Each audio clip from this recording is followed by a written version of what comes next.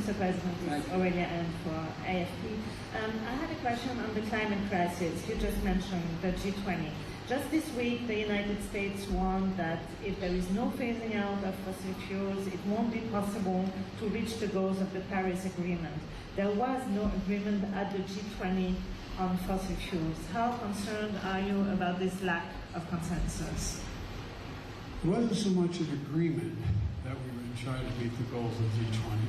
The United States is going to meet those goals, by the way. We're going to exceed those goals. A lot of other countries are as well. But we want to give those countries that don't have the economic wherewithal and did not cause the problem in the first place. For example, I met with Lula in Brazil. I started off way back in the 80s with a really fine Republican senator named Dick Lugar. We said, here's what we're going to do. If you owe us money, we're going to forgive your debt if you maintain your forest, because they become carbon sinks. They're the things that take carbon out of the air. And so we're talking to what we should be and the countries that cleared their land and put cattle on it and farming and did all the things that increased development. They, in fact, are the main reason why we've gotten as far down the road to disaster here as we have. And so it seems that if we have the economic capacity, we, those nations, should be getting together and providing help for the nations that don't have the wherewithal to do it. The economic wherewithal, the infrastructure wherewithal. And that's why, for example, I mentioned, in the interest of time, I just mentioned Angola again. Angola has the capacity to generate megawatts of energy through solar energy. They don't have the economic means to do that. Isn't it in the interest of the whole world if they're in fact able to generate significant capacity to absorb, to prevent carbon from being released in the air? I think it is. So what we're trying to do is help those nations, particularly in the global south, where they're not as wealthy, where there are not as many opportunities, to be able to deal with the things that they want to deal with. For example, and I'll end with this, there is more carbon absorbed from the atmosphere on a daily basis, and I'll look to my friend John Kerry, who's forgotten more about this than most people know. Correct me if I get this wrong, John, but I'm quite sure I'm right. And that is that there's more carbon observed from the air into the Amazon region, into the ground, than admitted in the entire United States on the same basis. Now imagine if people go in and do what we did 150, 250 years ago, and cut down the forest and start farming in that area. No longer have that great carbon sink. It would be a gigantic problem. So we should be going to areas, whether it's in the Congo or other places, as the G7 nations and as the wealthy G20 nations, and providing the kind of infrastructure that they need to be able to benefit. And guess what? In addition to helping the environment overall, and the only existential threat humanity faces, even more frightening than a nuclear war, is global warming going above 1.5 degrees in the next 10 years. And we're in real trouble. There's no way back from that. There's a lot we can do in the meantime. For example, that pipeline, or that railroad we're talking about going across from India throughout the Middle East and across the Mediterranean and all through Europe, that's going to have hydrogen pipeline there. This is going to significantly reduce the amount of carbon emitted in the air, but it costs a lot of money to put that down.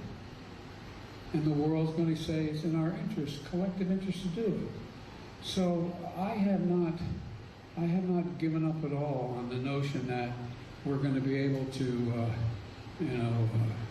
how can I say it?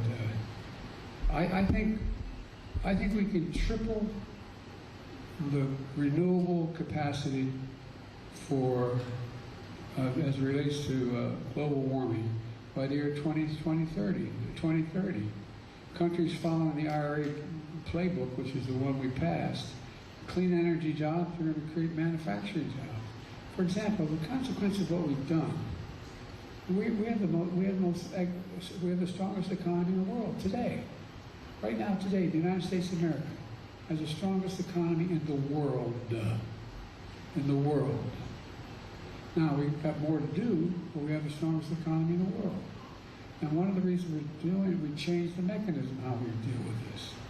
And that is, instead of trickle-down economy, that is, if the wealthy and the corporations do very well, everybody's going to do well. Well, the truth of the matter is, I've never bought that theory, but I think the times have changed, and a lot of leading economists are beginning to agree with me. Just flat, straight-out academic economists. And that is, we should build economic growth from the middle out and the bottom up.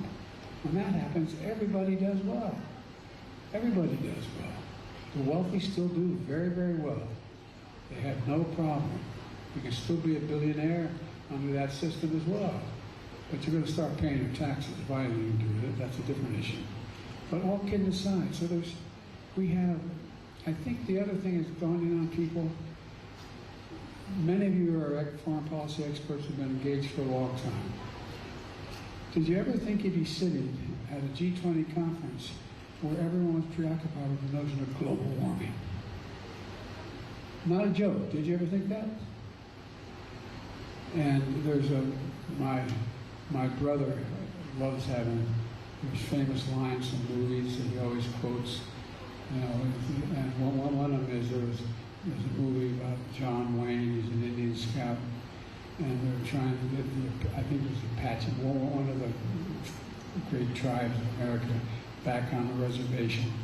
And he's standing with the Union, so they're all armed, on their horses in their saddles, and there's 3 or 4 Indians in headdresses, and the Union soldiers. The Union soldiers basically saying to the Indians, "Come with me, we'll take care of you, everything will be good." And the Indian looks at John Wayne and points to the Union soldier and says, "He's a lion, dog-faced pony soldier." Well, there's a lot of lion, dog-faced pony soldiers out there about global warming. But not anymore. All of a sudden, we're all realizing it's a problem.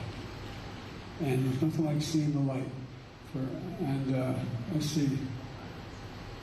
I'm just following my orders here.